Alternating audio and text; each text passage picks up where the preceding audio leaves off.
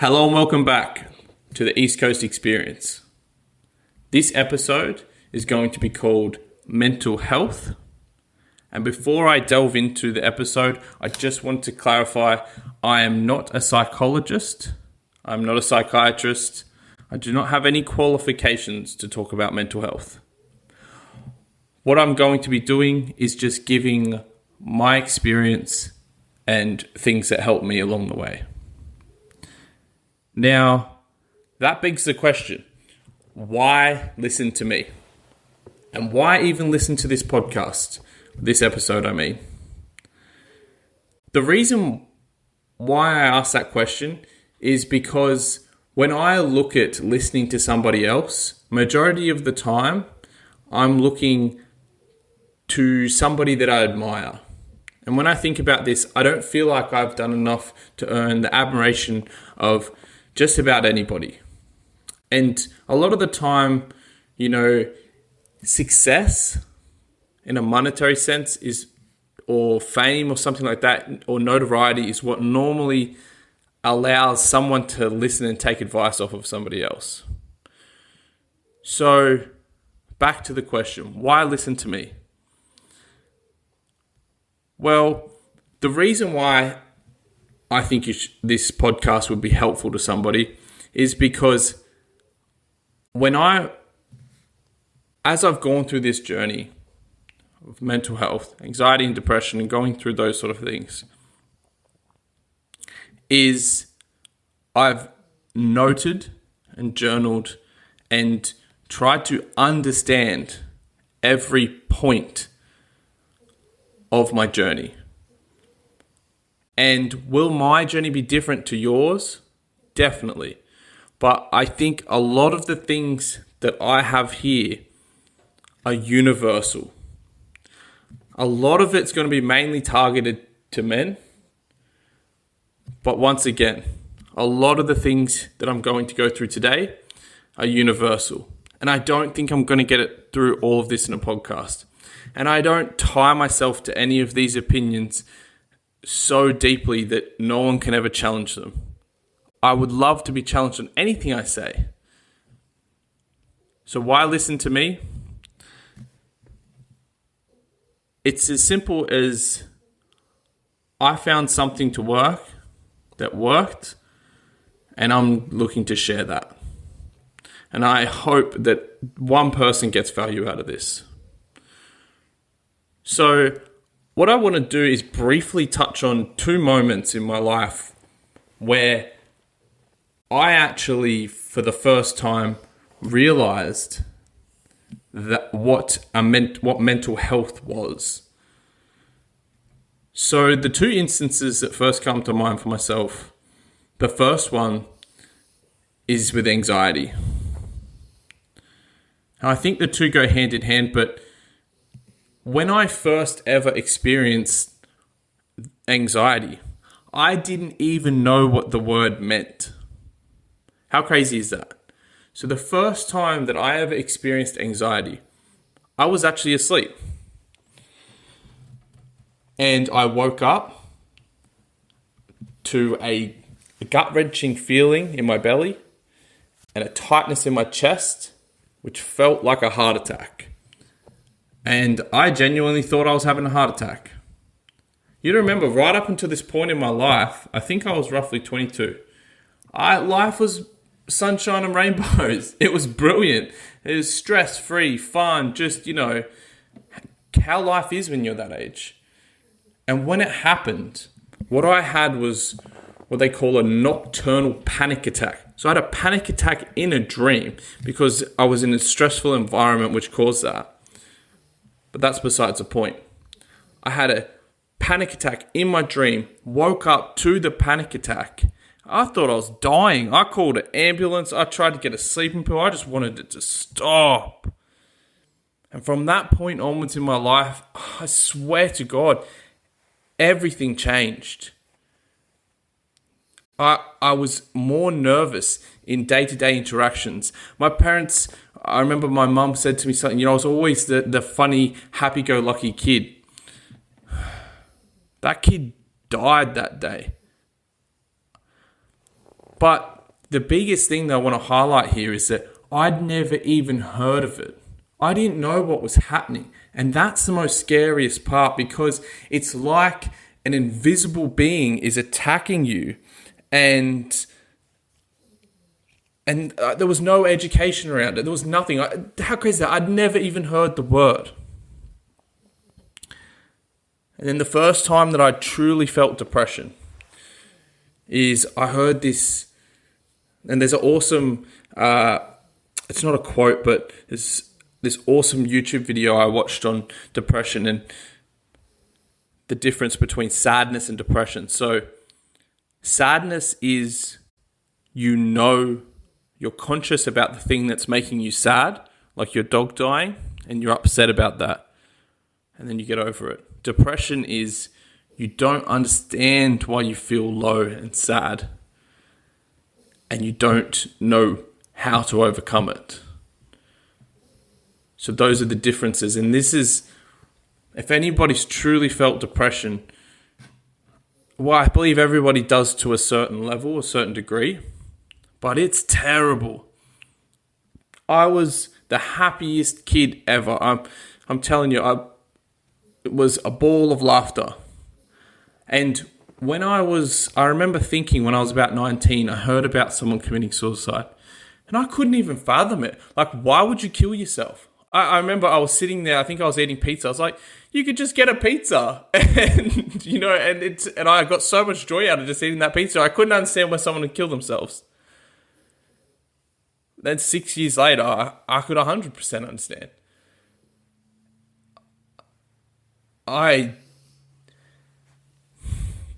The first time that I actually thought to myself, well, I knew what depression was at this point. I understood it, but I didn't think I ever felt it. But 100%,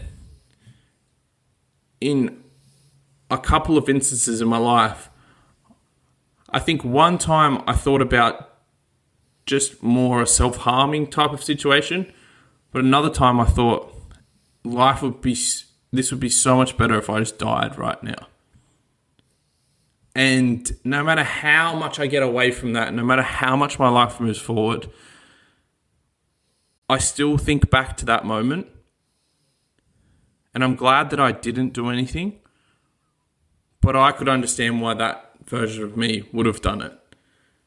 And I can understand why. And I find that helped me understand other people's depression. And I thought, fuck, can other people feel like this? And the thing is other people could feel worse. Other people could feel better. It doesn't just hit everybody with the same veracity, is the word I'm going to use. Now I'm going to talk about how I feel about it currently. I feel currently that I have so many tools in my toolbox to work and deal with these things that they don't bother me. I could feel depressed tomorrow and I know I'm going to get through that. And it's like the further that you work at it and the further that you actually put effort in. Example I'll use is bench pressing at the gym. If I went into the gym right now and tried to do 140 kilos on the bench, it's going to crush my chest and fucking nearly kill me. But if I constantly go week in, week out and continue to do reps, I'm going to build my way up and bench press is not going to seem as hard. And I'll probably get that 140. At the moment, I feel like I'm benching 140 being depression, because I've built up to this. I've built up to feeling like that I can control and manage the sort of any weight that lands on my shoulders. And I want to also talk about labels. Now, I use the words anxiety and I use the words depression. And although it's good to know what they are, a huge part of this, as I went through the journey with anxiety and depression, is I believe labeling is terribly, terribly detrimental. There is so many instances where people get labeled ADHD. I had a general practice doctor tell me that I'm bipolar. Well, he didn't say it exactly, but what he said were along those lines, that he wanted to send me to a psychiatrist to get confirmed that I'm bipolar.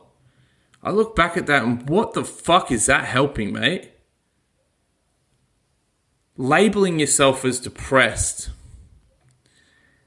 is not the way to go. You can acknowledge depression and anxiety as real things, but never label yourself that that's how you are.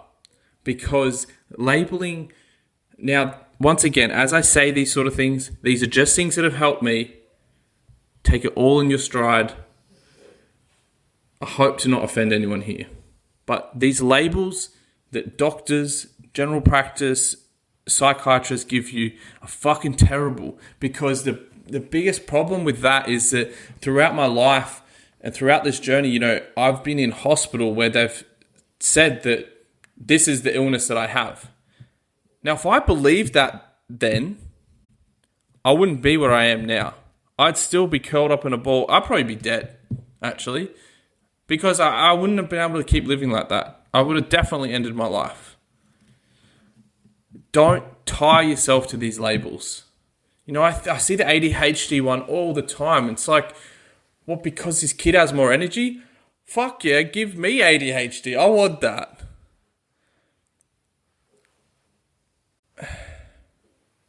So labels can be super detrimental, and my message there is just be cautious. Now, I want to talk about the stigmas around seeing a psychologist. A lot of the time is people think that when you go and see a psychologist is that they're going to tell you how to live your life. But that is the furthest thing from the truth. If you go see a psychologist and he tells you what to do with your life and just gives you orders, get a different psychologist. That's not the job. I've briefly studied counseling and I've spoken to many different mental health professionals. It's never the case, because what I say to my psychologist and what I'll say is that they don't have the answers. There is no one has a direct line to God and can tell you exactly what you're meant to be doing. Psychology and seeing a psychologist is you understanding yourself and your place in this world. And I'm a huge advocate of this but I realized that the reason why it has a bad stigma around it is because not a lot of people talk about their positive results, and not a lot of people talk about it. And another big stigma around it is that people just go in there to complain. Maybe people do, but that shouldn't detriment psychology as a whole. It's exactly the same as any other trade. If you go and see a personal trainer who doesn't understand dieting, doesn't understand training, and you get no results, choose a different PT. But if you see 3 different personal trainers, odds are you're the problem. You have to put in so much work. It's harder than any work that I've ever done seeing a psychologist. 6 years, I've relentlessly gone. And I honestly, confidently can tell you I don't ever need to go back. If I do, it would be more of maybe a mentoring session with somebody about business, or maybe I'll have some questions about things, but I don't need it anymore. And this is always the goal. You train with a personal trainer until you get fit and understand dieting, so that you can go and do it by yourself. The same with mental health. There is no difference to having a strong biceps and a six-pack to having a strong mental health that you can manage. There's no difference. One psychologist helps you to get there. The other one is, a trainer helps you to get there. I don't ever need a personal trainer again. I understand that side of things. And although I definitely have to upskill and continually upskill in both sides, the idea that seeing a psychologist or that seeing a personal trainer or doing anything that is self-work is bad is a terrible, terrible stigma that needs to die. And I don't think it's weak to go and see one. And what is weak, though? I think it's a terrible term, but it needs to be spoken about. I believe that if somebody detriments somebody else for working on their mental health, but they don't do it themselves, I believe that is weak. If I'm going to use gym as an analogy a lot here, but somebody who never goes to the gym is weak physically. Somebody who never works on their mental health is weak mentally. Now, can somebody just be born that way? Most definitely. Can somebody have great male role model in their father, or somebody that they grew up around and that helped? Definitely. But I don't believe it is weak to not work on your mental health. To work on your mental health. I believe it's weak if you don't fight. Being ignorant is not strength. I'm going to say that again. Being ignorant is not strength. If you're ignorant to the fact that you don't need to work on your mental health, and that anyone who does is, you are weak. Because those people normally go around putting everyone else down to make themselves feel big. And those people are normally just scared. A lot of people are just scared of sitting down and actually talking about these things. That's why they bad mouth psychology, and that's why there's a stigma around it. And some examples I'm going to use is if I was to sit here and say names like Mike Tyson, Tyson Fury, Paddy Pimblett, and Israel Adesanya. I don't care who the fuck you are. Those men are tough. All of them see psychologists and are mental health advocates and have dealt with mental health. So if you want to put someone down for working on their mental health, think about that. I'm not getting in the ring with any of those boys. So if you think you're tougher than them, I'm going to tell you that you're ignorant. Now, the next part that I want to talk about is stoicism. I haven't done heaps of reading on this, but the point that I want to talk about here is a lot of very famous people talk about stoicism and the work of the Stoics. But the common misconception that I see is that men who read these sort of books think that Stoics suppress their emotions and block their emotions out. That is not true. Being Stoic is understanding that you have emotions, feeling them, and then not letting them dictate your decisions. Not acting out of rage, acting out of logic. And a good example that I'll use with that is somebody like Joe Rogan. I think he's a great male role model, and if you don't listen to his podcast, he's awesome. But he talks about, he got asked a question, dead to rights. Do you cry? He said, yes. Of course I cry. He said, any man who does not feel his emotions all the way through is a weak man. And he uses examples of when he cries. He cries over happy things for his friends, happy things for his daughter. Now, if you're crying because you don't want to get out of bed in the morning, obviously that is, I'm not going to say weak. And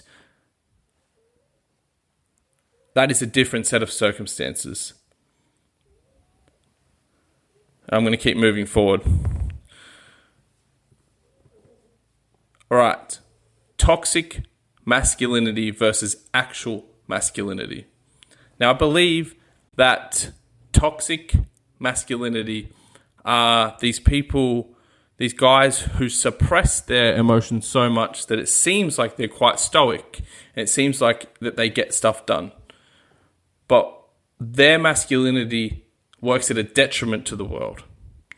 Whereas true masculinity is, I believe, is feeling your emotions all the way through and having a positive impact on the world.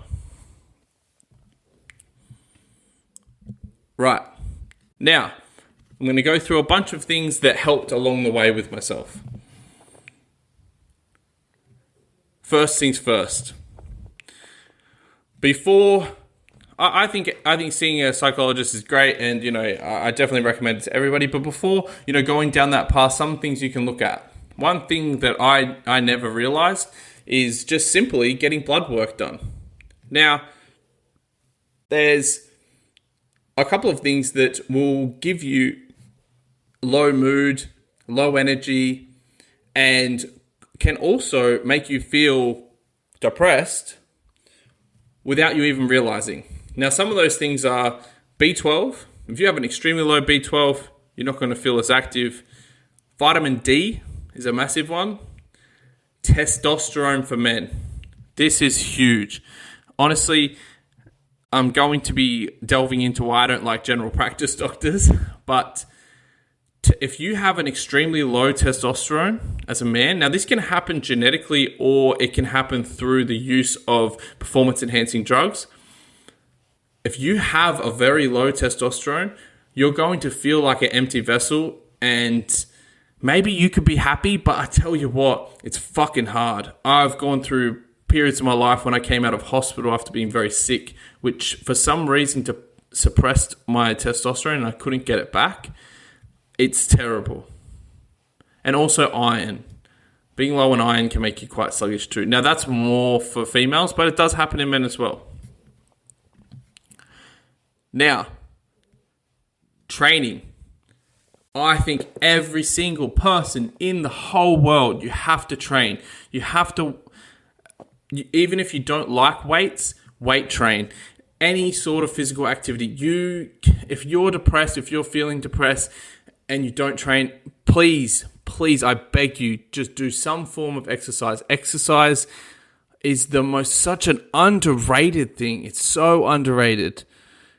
And it just has to happen. And then sleep. If you aren't getting a good sleep, you are going to be depressed.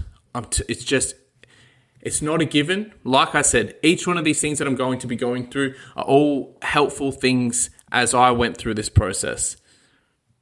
But none of them are, there is no magic pill.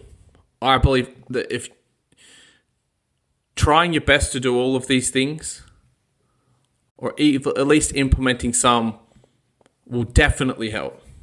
So with sleep, this is backed up with a lot of study and research. You can look this up on Andrew Huberman. He has a fantastic podcast with a lot of research-backed information. So light therapy. Light therapy is turning off your blue light and turning off lights an hour before you go to sleep. And then when you wake up in the morning, ensuring that you either see the sunrise, and if you can't get up that early, turning on all the lights in your house, having ring lights in your house, in your bedroom, or just simply as soon as you get up, you go outside. Regulating your circadian rhythm so that the moment that you're awake, your body knows it's awake. Because there is some crazy studies that show that sleeping in the morning and staying up late at night increases your chances of anxiety and depression by nearly 70 to 80%. I don't know the exact figures there, but I know that that's a study, and I know that that's a fact. So you want to try and get up in the morning and you want to try and get some sunlight in straight away.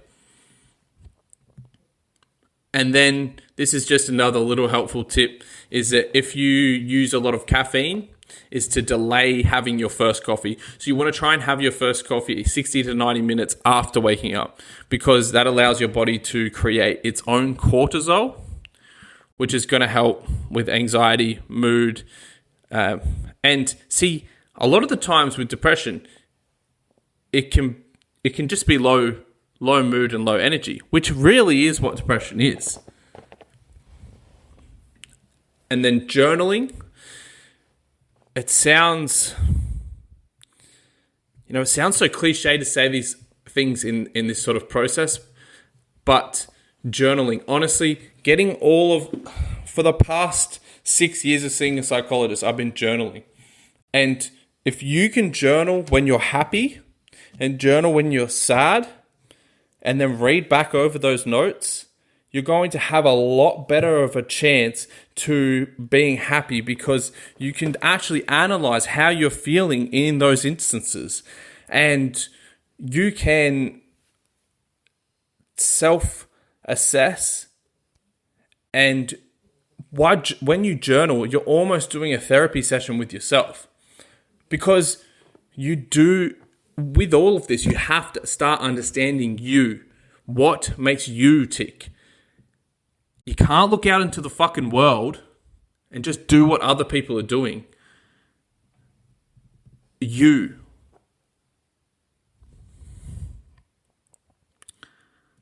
And also, obviously, seeing a good therapist. You don't have to, but you're listening to a guy who is a huge advocate of that. And when I did my journaling, what I found over time is that when I went back and read my journaling, even in those depressive times when I was like ready to off myself, I was still writing like I believed it was going to change. So if I can pass any key message on to anybody, you have to believe. I didn't realize I was doing this, but I always believed. I always wrote down like this. It was a bad day today, but there's always tomorrow. I'm grateful that I got through it. I always believed that there was going to be change, and that I could change. And this is probably the biggest thing in this whole podcast, is that your belief is going to be 99% of this. And what also I found with journaling is that I started to notice my bad habits and what were putting me back in these depressive states. Because I noticed I would do a loop. I'd be very happy, everything going good, and then I'd have the bad, depressed down, and then I'd go in a cycle. And then when I noticed the cycle, then I could actually sit back and go, all right, how can I fix these cycles? Now, another one that I've got in here is meditation. Meditation is super helpful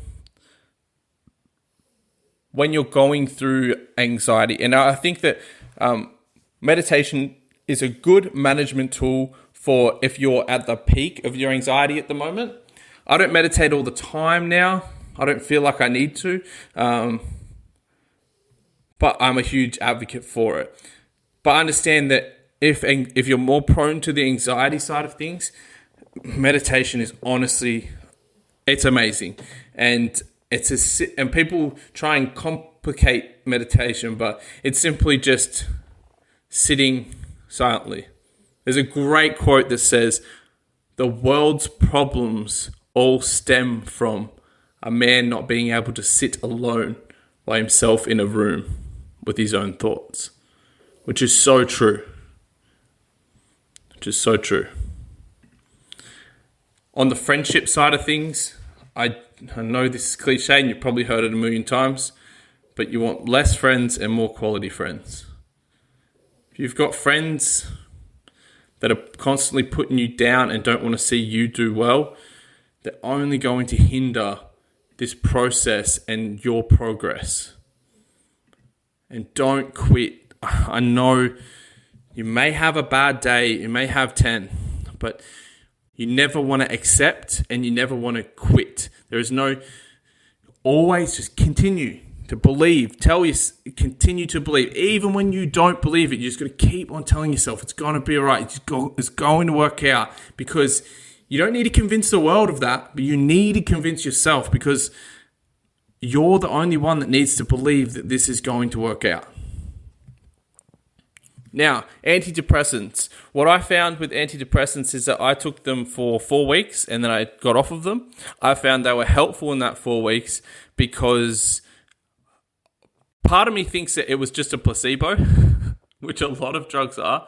But what I found is that when I had those really low lows, it did stop me going any lower. So it created a ground, and I hit that ground instead of going lower and deeper into my depression. But I did also find it prevented me from going up too far as well. But if you are going to use them, just realize that GPs and people are going to shove them down your throat. It needs to be temporary. Weeks or a couple of months. I know that there's studies showing that depression is a chemical imbalance in your brain, but then I did look into that a bit further, and the studies are a very small minority. It's like less than 1%. So the odds aren't that you have a chemical imbalance and that's why you're depressed. Once again, I'm not a doctor, I'm not a scientist, but even if you were, let's just say, even if you did have that chemical imbalance, right? You can't, believing that, this goes back to the placebo effect. If you believe that you have that chemical imbalance, then you do. If you believe that you don't, then you don't. Like, your body's chemistry is crazy. It all comes down to what you believe. Now, if you believe these antidepressants work, fantastic. But what I would say is that it has to be short periods. You cannot, because some people get so addicted to them and they believe that that's the only way that they can get through day-to-day life. So I'm not against taking them, but you cannot rely on them. You just can't. Because if it's preventing you from doing work, you're better off to get off them and face your fucking demons. I know that sounds terrible and it sounds like I'm being arrogant, but fuck me. That is, unfortunately, none of this is easy. Jordan Peterson has this saying which says, if you stare into the dark long enough, you see the light. Man, I'm telling you, the darkness is scary. I'm seeing the light, but bro, it's tough. Another thing that I think is super helpful and I don't know, obviously this is not a legal thing that I'm about to say, but something that I tried was microdosing magic mushrooms. Oh, I found that was so helpful. Once again, you don't want to be tied to something like that, but as opposed to an antidepressant, much better. I found after using them, it just simply opens you up to be a little bit more grateful for the things that you see and things around you. I'm a huge fan. Drugs and alcohol. I understand that if you're drinking a lot and you're taking drugs, I know that it's normal in society and that's just what us men do. And, we just go out on the weekend and take drugs. Fucking bullshit. Fucking bullshit. If you are suffering, you got to understand that these things are just vices and they're just simply letting you escape the reality that is your life. I don't feel like I need drugs. I don't need alcohol. I hope that everybody can get to this position that I feel right now. And maybe I digress. For sure. But drugs and alcohol, you got to stop letting yourself have that mentality that is okay for you to consume massively. Because maybe you're the one person who has it under control, but the odds are you don't. Comparing yourself to other people. What I realized throughout this whole journey is that it didn't matter who I looked like and who I wanted to try and be like, is that the thing that really got me through this, and as I got to the end, is that becoming more of myself. If you're trying to imitate somebody else's happiness, you're automatically going to be unhappy. Be careful of general practice doctors. Now, this is going to sound hateful, but I fucking hate general practice doctors. I think that their practices are terrible. I think they're so quick. The only benefit to a general practice doctor is that you can get a mental health referral for half the price of Medicare. Outside of that, mate, they're terrible. They're terrible. And what I'm going to say is that there is good general practice doctors that are female. Don't go and see a general practice doctor that is a male. Because 9 times out of 10, he's just going to sit there with his opinions and his views that he doesn't even have research to back it up on. They're brochure doctors that will prescribe you drugs. That's it. Antibiotics, antidepressants, whatever that they can sell. If they don't sell it, they'll be against it. If they don't sell it, they'll be against it. And so many times have I been in that position where I'm down and out, and I've had a negative experience with a general practice doctor. Just the other day, one of my friends told me that he saw a general practice doctor about his mental health, and that the general practice doctor said he doesn't need to see a psychologist. Like, he's just sweet. And I could see that my mate was suffering. And let's say he didn't need to see one. What's the difference, mate? Just give the fucking mental health referral, get it in half price, or at least give him some form of guidance, or at least just fucking listen to him for a second. I've been to so many GPs that just sort of... I remember one GP sat there and goes, yeah, mate, you're probably depressed. I was just a kid. I'm like, what do you mean? What's depression? It's like, I got another client coming in. Sorry, mate, we can't help you. What? I remember my testosterone count came back at like a 3 outside of hospital. And I'm like, what the hell is going on? Like, and the doctor's like, no, there's nothing you can do about that. What? There's nothing you can do about that? It's proven that makes you depressed and deflated. But that was his view. And I remember one GP looked at me and he said, oh, you're in shape. What do you have to cry about? Or something like that. Now, I'm all for toughness and that we should toughen up 100%. But if you're in that trade, I don't believe you're allowed to say those things. You're a health professional.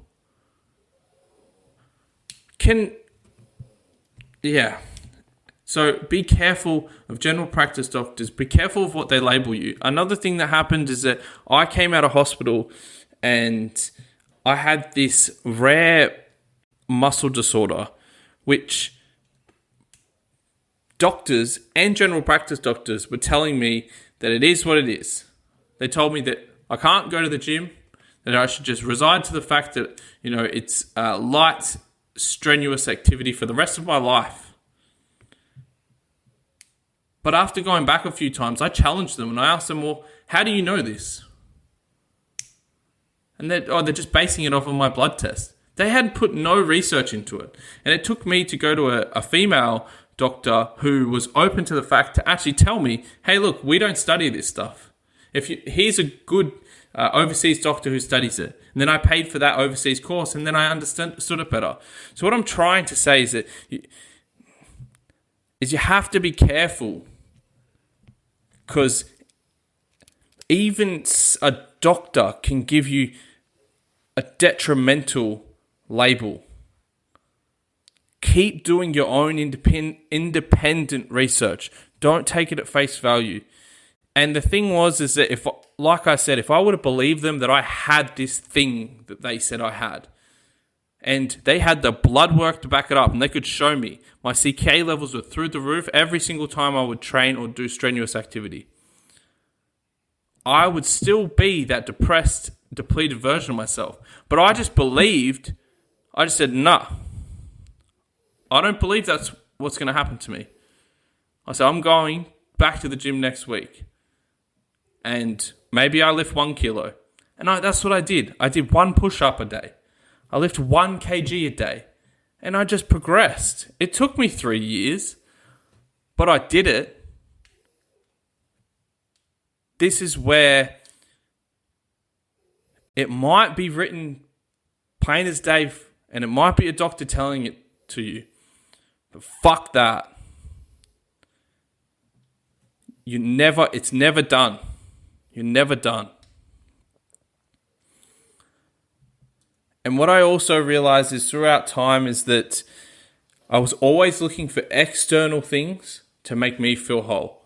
Always money, partner, car, holiday, this, that. These things that I'm explaining, they are what we call pleasure. Internal happiness, overcoming depression. Never ever. Now I'm talking generally like I have the answer, but what I found was that I never, ever, ever felt whole with external things. It was always how I felt internally was the true progression. Nothing I ever attained. Now, you could say that I didn't attain enough money. I wasn't a millionaire. But I did have a point where I had a lot of money. I had a lot of money incoming. I had security. I had a partner. I had all these things that society tells you that you should have. But I didn't feel happy. And you're like, oh, you didn't earn enough. I still want money now. And I still want to make money. But I know that if I have nothing or I have everything, that I still feel whole. I had a lot of money land in my bank account, enough to buy whatever I wanted to within the realm of things. Obviously not like a, $1 million sports car or something like that, but like I could do whatever I wanted to at that point. Didn't change a thing. So if you're thinking more money is going to make you happy, in my experience, it definitely doesn't. Should you go for it? Fuck yeah. You have control. You have control over all of this. Is that the craziest thing is that, I used to think, oh, I'm depressed, that's why I can't get out of bed. But you do have a choice every day. And the more that you fight it, the easier it gets. I'll tell you what, it doesn't feel easy in the beginning. But you're in control of seeing things as happy or seeing things as unhappy. I know that's, you're probably thinking to yourself, yeah, fuck, well, it's not that easy. It's not easy. It's not easy. But I wish that I knew how much control I have right now and could have had all those years ago. It is just a choice. I used to think, I'm tired, I can't get out of bed. But you can. And I've worked weeks where I have felt terrible, sore, tired, depressed. But I know that I can just get up and I can keep doing it now. You can't put your life on hold for these things. You just can't. And I wish I knew that. And this next part is sort of you have to understand, right, is that a lot of the things that you do, basically all the things that you do, is your past experiences. Is your past experiences in your head. Is that you need to challenge your thoughts, because if you have a bad thought, it's put there by somebody else. These are learnt bad behaviors. If you have a bad thought, it's put there by somebody else. You don't organically create put downs for yourself. A lot of the time we hear, I would say it all the time, it's like, oh, you're dumb, or I'm dumb. You're only saying that because someone's called you dumb.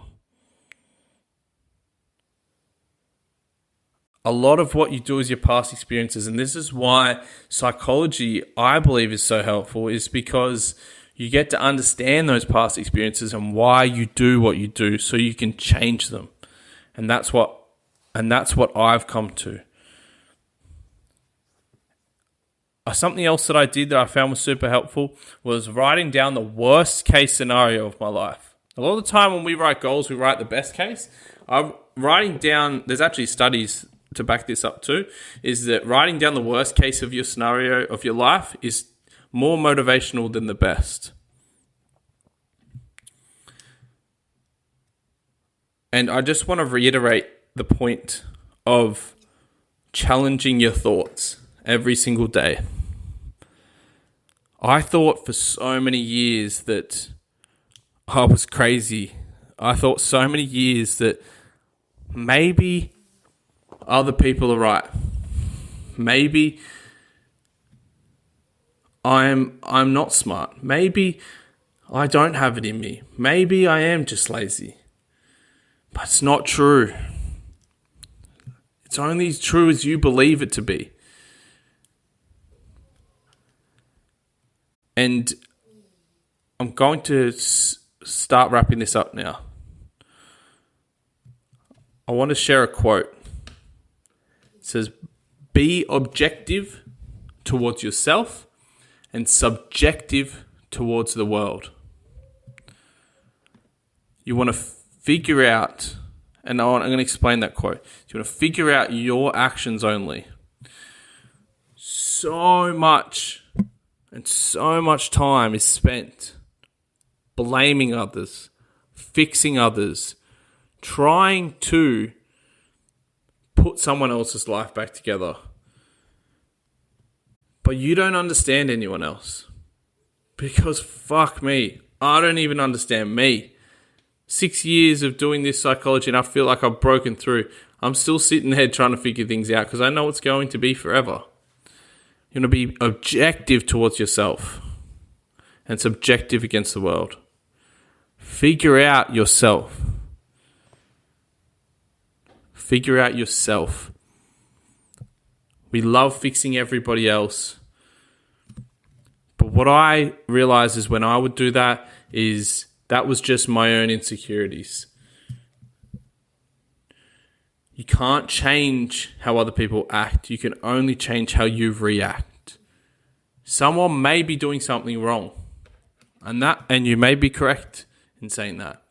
But you can only control how you react. Are you going to tolerate that? Do you need to disconnect yourself from that? If you look at yourself objectively, you'll never be too arrogant to hold on to an opinion so much so that the whole world is wrong. And the thing that I didn't realize going through all of this process, one, I didn't realize how hard it was going to be.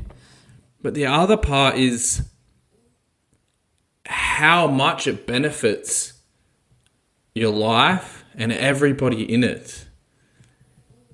Is the biggest penny dropping moment for myself is that the reason why my biggest purposeful, meaningful reason to continue to work on myself and continue to do the work is because of the benefits other people get from it. Weak, insecure, scared people all hurt people all the time. And when I was depressed and I was anxious and I was down and I was scared, and I hurt people. And the biggest motivation for me and what I've derived is purpose for myself. So I want to continue to build myself up so I don't hurt people. Is that I'm only a benefit and I leave a positive impact on this world when I pass away. And I want a positive impact on everyone that I come into contact with. Does that mean being self-righteous? No. But the more that you work on these things, you can see situations better.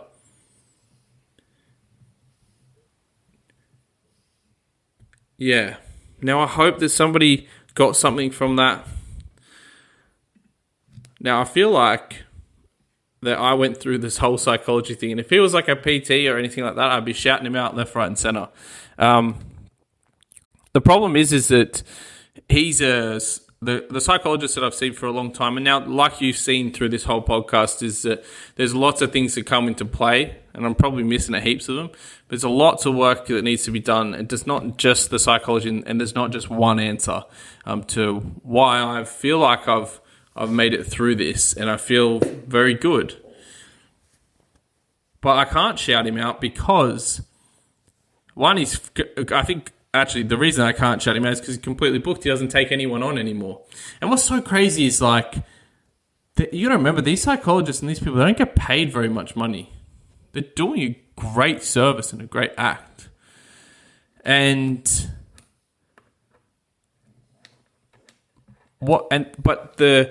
do want to touch briefly on what sort of process he uses. He uses what's called existential philosophy. And the reason why I felt like I have broken through is that it took a lot of years to get through the shit. Then as you got through the shit, it's what the focus was is finding out why you're here for. Because a lot of the process that he uses is understanding that, this is backed with a lot of research too, is that life, it's figuring out life and understand that you're never going to figure it out, but finding a meaningful purpose to be here. Because when you think about suicide, I didn't have a reason to be here. And it's taken me years to figure out what that reason is. And that reason might change tomorrow. But as you start to figure out a reason and a purpose for you being here, what I found is that I'm seeing meaningful, purposeful things all throughout my life. And honestly, like, the hit and the feeling is like better than any drug that I've ever tried. And it's quite euphoric. It's hard to explain, actually. But I hope for anyone that they can get to this point, or even surpass it. I'm not done with the work now either. And I definitely, as I make this podcast, I don't have all the answers, but I feel like, well, I hope that was helpful to somebody. I hope that was helpful to someone. And just that, I'm going to say that cliche thing that people always say is that you can reach out to me whenever you want. Always here to chat.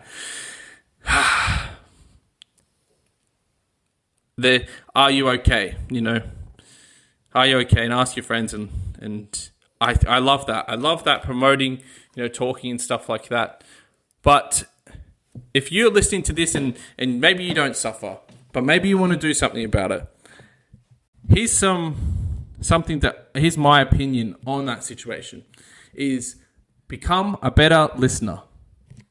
Psychology is all just listening so that the person can help understand their life better. When your mate talks, listen with the intent to listen, not to reply. If, as a society of men, if we get this down pat, I believe we're going to be much stronger. And also wanting to build each other up as well. I'm going to leave it there. As you can tell, there's so much more I want to talk about. I'm probably going to make heaps more podcasts about this. I could delve into any one of those subjects for an hour. But I hope that was helpful to someone. This is just the start of my podcast. As you can see, and as you can probably hear, this is not perfect. I'm not articulating myself in a lot of different areas. I'm stumbling in different areas. I'm forgetting points. But we're only 2 podcasts in, and I'm going to continue to make these, and I hope that was helpful to someone. So, thank you so much for listening. Until next time. Peace.